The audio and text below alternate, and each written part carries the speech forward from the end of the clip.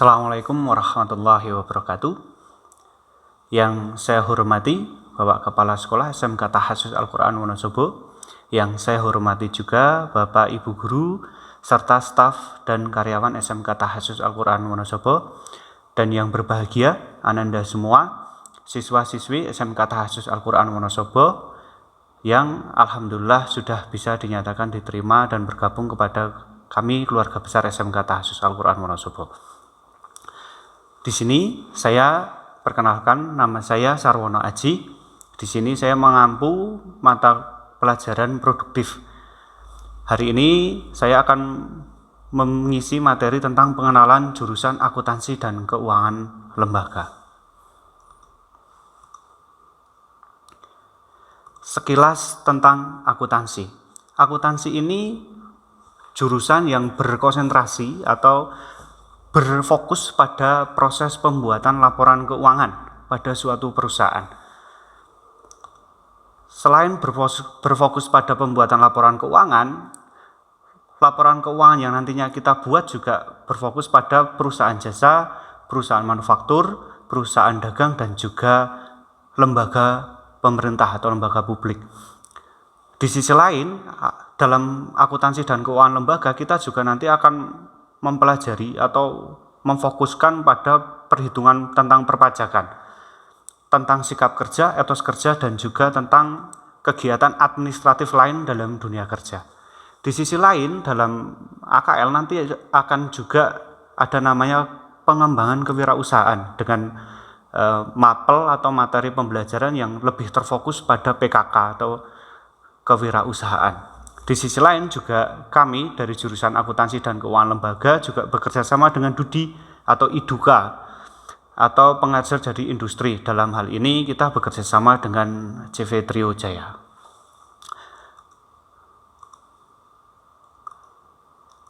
Nah, materi pembelajaran yang nantinya Ananda semua dapatkan di kelas 10 itu materi pembelajaran yang sifatnya dasar. Dimulai dari etika profesi.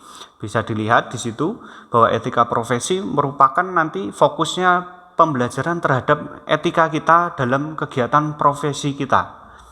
Kemudian di materi yang kedua kita juga akan belajar tentang ekonomi bisnis, yaitu tentang kegiatan-kegiatan ekonomi dan tentunya kegiatan-kegiatan bisnis. Kemudian ada juga tentang aplikasi pengolah angka. Di materi ini nanti kita akan fokus pada Excel atau pengerjaan laporan keuangan menggunakan Microsoft Excel atau kita kenal dengan spreadsheet, dengan materinya aplikasi atau mapelnya aplikasi pengolah angka. Kemudian ada materi tentang perbankan dasar. Perbankan dasar ini biasanya didapatkan di kelas 10 tentang dasar-dasar perbankan. Juga di jurusan jurusan kita akuntansi dan keuangan lembaga dikembangkan lagi menjadi bank mini sekolah yang ada dalam satu kantor dengan guru-guru akuntansi yang lain. Di situ ada namanya bank mini sekolah atau miniatur bank yang bisa nanti digunakan sebagai Ananda semua belajar tentang sistem pelayanan, kegiatan administratif, dan juga sistem pencatatan, baik pencetakan buku tabungan, pencatatan yang lainnya tentang keuangan dalam dunia perbankan. Yang terakhir ada materi akuntansi dasar. Akuntansi dasar merupakan pokok atau landasan Ananda semua dalam belajar akuntansi, yang dimana nanti akan dilanjutkan di kelas 2 dan kelas 3. Jadi akuntansi dasar ini menjadi pokok hal yang paling penting yang nanti bisa dipelajari tentang aktiva, pasifa, tentang pencatatan keuangan, penjurnalan, dan yang lainnya, yang kemudian diteruskan di kelas 2 melalui materi PAPJDM atau praktikum akuntansi, jasa dagang, dan manufaktur. Di kelas 3 juga ada PAPJDM juga, praktikum akuntansi jasa dagang dan manufaktur lanjutan di kelas 3.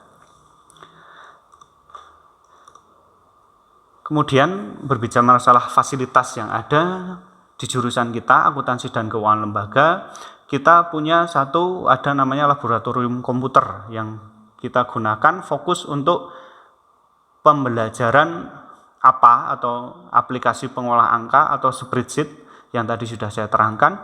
Kemudian ketika nanti Ananda semua sudah masuk ke kelas 11 dan kelas 12, nanti laboratorium komputer ini Ananda semua gunakan untuk prosesi pembelajaran komputer akuntansi.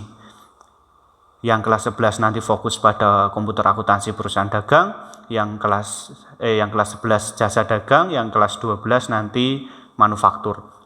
Kemudian kita juga punya laboratorium manual. Yang laboratorium manual ini nanti berada di lantai 1, itu berisi tentang hampir sama seperti kelas, tapi yang membedakan kita di sana ada alat-alat praktikum untuk akuntansi manual seperti lembar kerja, kemudian ada kalkulator, ada penggaris, dan juga ada alat-alat atau perlengkapan penunjang lainnya.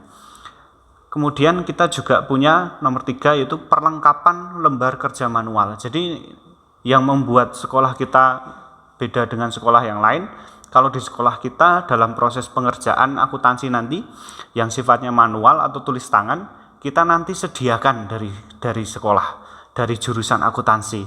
Jadi nanti kita sediakan, Ananda semua ketika mengerjakan tinggal langsung menulis hasil jawaban tanpa harus menggaris, tanpa harus capek-capek lagi dalam prosesi membuang waktu dalam prosesi penggarisan dan yang lainnya. Kemudian selanjutnya kita punya bank mini sekolah. Bank mini sekolah ini lahir sejak sudah cukup lama. Kemudian fungsi dari bank mini sekolah adalah sebagai media pembelajaran bagi jurusan akuntansi, terutama untuk mengetahui tentang sistem keuangan yang ada di bank, minimal tentang pelayanannya. Kemudian bank mini sekolah di sekolah kita juga bekerja sama dengan Bank Wonosobo. Artinya nanti sistem yang kita gunakan, aplikasi yang kita gunakan, tentang uang masuk yang ada di sini juga sudah bekerja sama langsung dengan Bank Wonosobo. Jadi nanti ketika Ananda semua belajar di Bank Mini, latihan di Bank Mini, latihan pencatatan, ketika Ananda sudah lulus kemudian masuk ke Bank Wonosobo, maka sistemnya sudah hampir sama. Kemudian yang terakhir kita juga punya peralatan dan perlengkapan pendukung lainnya.